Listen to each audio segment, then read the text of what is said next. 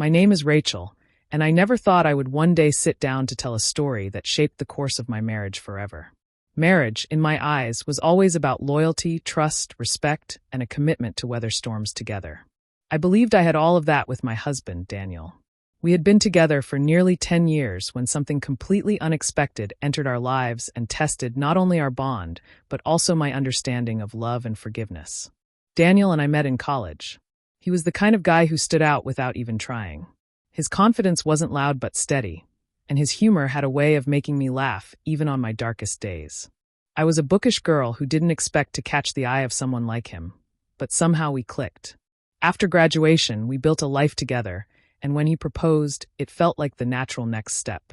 Marriage was supposed to be the happy ever after, and for a long time, it really was. We had our routines, our inside jokes, and our favorite traditions. Every Friday night was pizza and a movie. Every summer, we visited his parents' lake house in Michigan. Every year on our anniversary, we'd sit down and write each other letters about what we had learned and appreciated in our relationship that year. We weren't perfect, but we were deeply connected. Or so I thought. Things began to shift subtly after our 7th wedding anniversary. Daniel seemed quieter at times, lost in thought. At first, I assumed it was stress from work. He had just taken on a leadership role at his company, and I knew the pressure was immense. I tried to support him by being patient, cooking his favorite meals, and reminding him to rest. He appreciated it, but still, I noticed something different in his eyes. He was holding back. One evening, as we were sitting on the couch after dinner, Daniel reached for my hand. His grip was warm, but his expression was serious. "Rachel," he said softly, "can I tell you something that's been on my mind for a while?" I nodded, sensing the weight of his words. He hesitated for a long moment before speaking again. "I have a wish, something I've been afraid to share because I don't want to hurt you or make you think I love you any less." My heart tightened. I braced myself for the worst. Was he unhappy? Was he falling out of love with me? I squeezed his hand tighter. "Daniel, whatever it is, just tell me. We've always been honest with each other. I'd rather know the truth than live in the dark." He took a deep breath and exhaled slowly. "Rachel, I've been feeling something inside me. A desire, a wish. I can't shake it. I need to be honest with you. I want to experience being with someone else. Not because I don't love you. I do more than anything. But I feel like there's a part of me that's curious, restless. I've tried to ignore it, but it's still there." For a moment, the room spun around me. His words pierced my chest like sharp glass. My husband, the man who had promised me forever, was telling me he wanted to be with someone else. Tears stung my eyes, but I forced myself not to break. Instead, I whispered, "You mean you want to cheat?" "No," he said quickly, his eyes pleading. "Not cheat. I want this to be something we talk about. Something we agree on. I don't want to sneak around. I don't want to betray you. I just want you to know what's in my heart." I didn't know what to say. My instincts screamed betrayal, but another part of me recognized his honesty. He could have easily done this behind my back, but instead he chose to come to me. That meant something. Still, the pain was real. That night, I barely slept. My mind replayed his words on an endless loop. I thought about all the years we shared, all the love we had built, and the thought of losing him was unbearable. By morning, my emotions had shifted from anger to confusion, and then to reflection. What did this really mean? Did it mean I wasn't enough? Or was it simply a human longing he couldn't suppress? Days passed before I could gather my thoughts.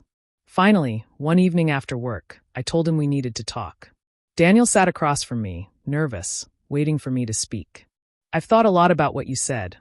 I began slowly. "And I won't lie, it broke me. But at the same time, I can't ignore that you were honest with me. You trusted me with your wish. That matters. So here's where I stand. If we do this, it has to be on my terms. There will be boundaries. And if you ever cross them, we're done. Do you understand?" Daniel's eyes widened. He hadn't expected me to say yes. "Rachel, are you sure?" "I'm not sure of anything," I admitted. "But I love you enough to give you this chance. Maybe it's a mistake, maybe it will ruin us. But if we don't face this together, I'm afraid it might ruin us anyway."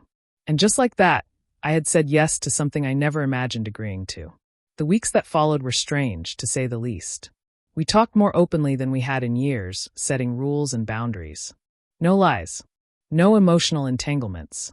No bringing anyone into our home. This was not about replacing me, it was about honesty and choice. And though it tore at my heart, I stood by my decision. The first time Daniel stepped out to meet someone else, I sat alone in our bedroom, staring at the clock, wondering how I had ended up here. Every tick of the second hand felt like a knife. When he finally came home, he looked exhausted but also conflicted. He sat on the edge of the bed, reached for my hand, and whispered, "Rachel, I don't even know if this is what I wanted. I kept thinking about you the whole time." That confession broke me again, but also gave me hope. Maybe his wish wasn't really about someone else. Maybe it was about confronting a restless part of himself. Maybe, just maybe, our marriage could survive this. Over time, something unexpected happened. Instead of tearing us apart, this experience forced us to communicate on a deeper level. I learned things about Daniel's fears, insecurities, and longings that I never knew before. He, in turn, saw the depth of my love and strength in ways he hadn't recognized. It wasn't easy. There were tears, fights, and nights when I questioned everything. But there was also growth. Months later, Daniel came to me again. This time, his voice was steady. "Rachel, I don't want this anymore. I thought I needed it, but what I really needed was to understand myself better. And I realize now that what I've been looking for was always right here, with you."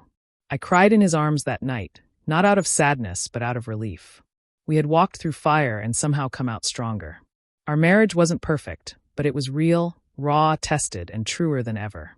Looking back now, I don't regret saying yes. It was the hardest decision of my life, but it showed me that love is not always black and white. Sometimes it's messy, painful, and complicated. Sometimes it asks us to bend without breaking. And sometimes, if we're lucky, it leads us back to each other with a deeper understanding than we had before. So when people ask me how we survived infidelity, I tell them this. It wasn't about pretending it didn't happen. It was about facing it head-on, with brutal honesty and a willingness to fight for our bond. My husband had a wish, and I said yes.